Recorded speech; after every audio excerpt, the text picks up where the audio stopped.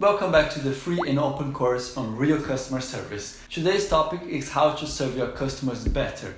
The two things that everybody needs and your role in providing these two things. Hit thumbs up if you want more content related to customer services. Make sure you have subscribed to the channel too.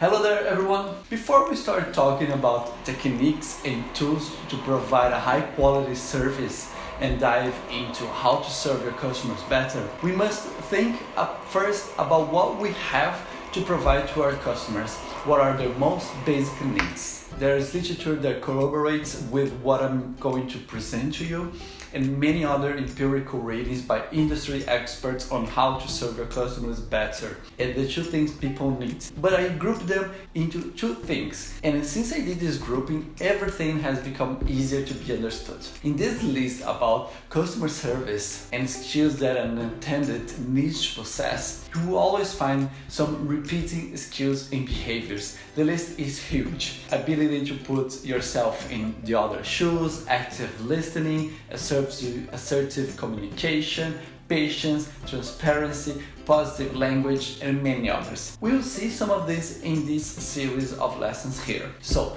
all these skills that talk about how to serve your customers better highlight two things. People want to feel important, to be treated with respect, to be heard, and that the attendant in the end seems to be a person who wants to help and will help. Let's draw the big picture here. Going now to the topic of how to measure customer service, I will give you some academic perspectives. Although it has long been accepted that the quality of customer service is important to the strategy, there is no single definition of what is high quality. The most vague suggestion that exists is to exceed the consumer's expectations. For example, in a review of different surveys, it was found that quality can be defined as a measure of how well the company delivers customers' expectations. In an article on Forbes, a best-selling author reports that customers' needs change based on urgency, internal political pressures, proximity to date, and external pressures. In a more recent study by Gartner from 2019 and well aligned with what is discussed in the day-to-day service today, entitled How to Measure Customer Experience, found 5 general metrics. They are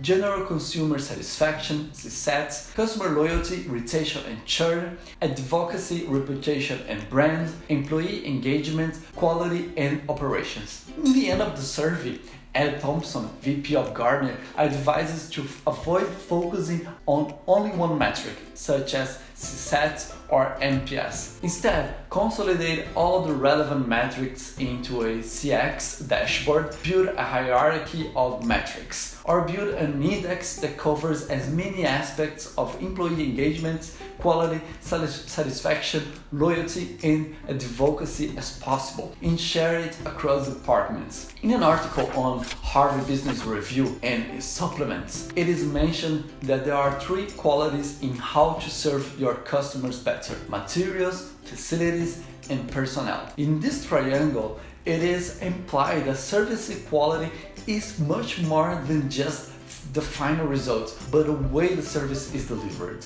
In a book on the service industry, 2 dimensions are explained. 1. The technical quality of the result of the interaction, which involves the customer actually receiving their service. And 2. The functional aspect of the process itself, that is, how the service is delivered and the psychological involvement between the buyer and the seller. A survey by the Service Management Institute proposes 3 aspects: physical, facilities and equipment, company, image or reputation, and the quality of the interaction. Finishing our search for definitions of what high service quality is, we have a 2019 survey from Salesforce combining results from 3,500 service professionals and 6,700 customers. It defines that good service is fast, in real time, and always available, personalized, promotes a connected experience, and is proactive, offering a solution even before a problem occurs. I recommend that you read the full survey. An article When Speak Kills published in Gallup, a research company that is almost 100 years old, reveals a super interesting point. It is more important that the service seems complete and friendly than quick. This will be even more true in prestigious or premium markets. Cool, a great review in literature for us to understand what big companies say that matter in a service. Here's what happens. At the end of the day, in addition to all the technical aspects involved in how to serve your customers better, how to surprise them, deliver what you promised or exceeded, etc., there are other points. I come to the conclusion that everybody needs two things that contribute to the final delivery: attention and care. Attention. Everybody wants to be heard. There is nothing worse than expecting and noticing that there is no one on the other end of the line, that the person is disinterested. Attention is about showing that you are actively listening. There is no point in listening but not viewing it as important, not caring. This is care. It has nothing to do with romantic caring, but to show that the other person is important. Everybody needs to feel important. It's no different with your customers. We need to give care and attention to our customers. Cool. We give our customers attention by dedicating more quality time to them, by giving more dedication to the case. You've probably already done this. You get a super tense email from a client of yours complaining a lot about your service. What do? You pick up the phone and call them to try to understand the situation. If they are an important customer, you even go wherever they are.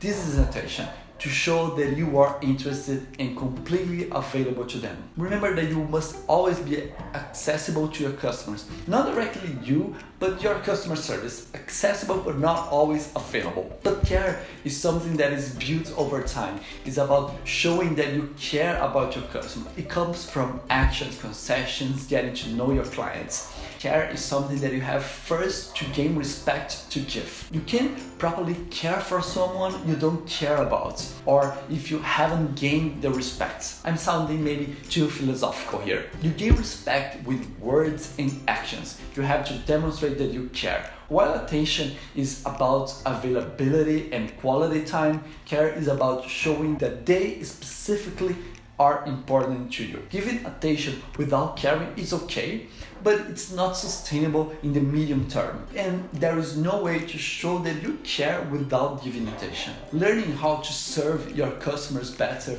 is to understand when to give more attention. How can we know when to give more care or more attention? You show more availability as the cases are more critical. The greater the risk of the interaction, the more you have to be available to your customer. Caring is about the relationship, the openness you have with your customer. The better the relationship or the greater the openness you have, the greater your capacity to show that you care and to give care. By risk of the interaction here, I mean a serious failure, a gross error, or when the customer is very angry, threatening to leave the company, sue or talk poorly about it to others. We realize that attention serves to control the situation. Care is for you to increase the respect that your customer has for your company. A customer who respects your company will contribute more, stay longer, be more open to mistakes as well, will be more tolerant, and will tend to contribute more also with feedback. Note that the risk and therefore the amount of attention you should give to a situation is given by the error or by the perception and reaction of the error by your clients. The amount of care is something that will be built over time, or will not be built if your company does not cultivate relationships. To make it clear, I created a framework that helps you to see clearer how to serve your customers better. The Care and Attention Framework. You'll find the link to download for free in the description. Horizontally, we have attention. The further to the right, the greater the risk of the operation. Therefore, the more attention should be given. On the vertical axis, we have the care. The higher up the greater the openness you have with your client, so the more care you can give. With this framework, we have a clearer picture of what we should do in each case. Let's take a look. If the attention is of low risk and they are high profile customer, you should respond quickly, but reinforcing their importance. As they are probably important and high value customers, you have to show that they have priority, but without compromising much of your queue. Therefore, a well-formatted answer showing their importance but quick should be enough. For a very important customer and a high-risk operation, we have a high-impact situation for your business, so maximum dedication. Here you call them, try to arrange a meeting, go to visit them in their company, dedicate as much time as necessary. Of course, there are situations and situations. Even within this framework, there are different degrees of risks and importance. It is a spectrum, so it's worth an exercise for you to reflect on what are the demands that exist within your service and where they fit in the horizontal line. In a high risk but low openness customer problem,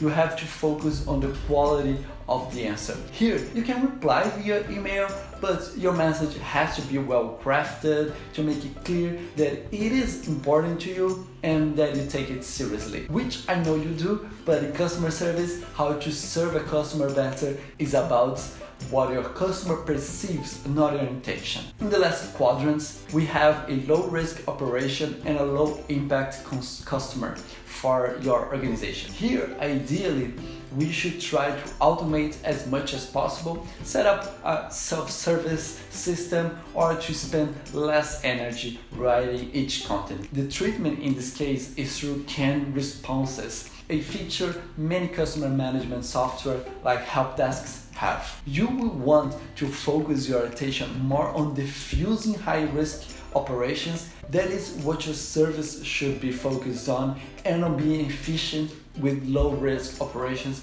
where your customers want to have a human service, because there will be these people. We'll talk about dealing with angry customers in lesson 6. The care and attention framework is much more useful when defining your answers and coordinating the type of action for each problem that arises. In the ideal scenario is that you conduct an analysis of the most different types of demands, questions, and complaints that you receive. If you have statistics about it, great, like taking a look at your tags on your help desk platform or phone system software. Once you have raised the most recurring topics, you should place them in a line to define which situations are the riskiest for your business, reputation, or earnings, or any other criteria you define, such as customer satisfaction or experience, for example. Next, it is good practice to create standard responses and procedures, which I like to call choreography for the riskiest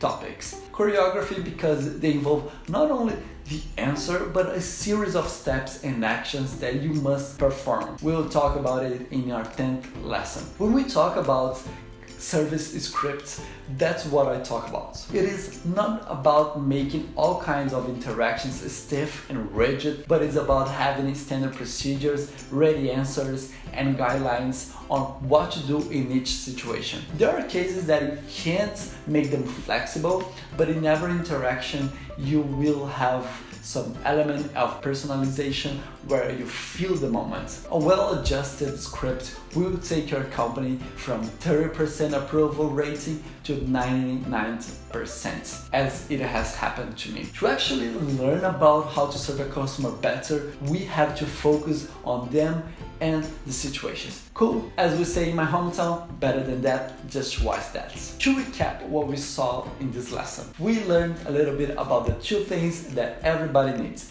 care and attention. After all, everybody needs to be heard and to feel important. Attention is about being available in the riskiest situations. Care is about making the customers feel important with those you have a better relationship or that have a greater impact on your organization. We also saw how to give more care and more attention to and what to do in each case. Talking about the care and attention framework, which outlines customers and situations in 4 quadrants with answers for each. In the next lesson, we'll take a look at channel preferences and how to respond in asynchronous and real-time communication. Make sure you are subscribed to my channel to follow the lessons. Like this content if you think it can help you, and share it with your colleagues and coworkers. Don't forget to download the Taryn Notation Framework. Always look both ways. See you in the future.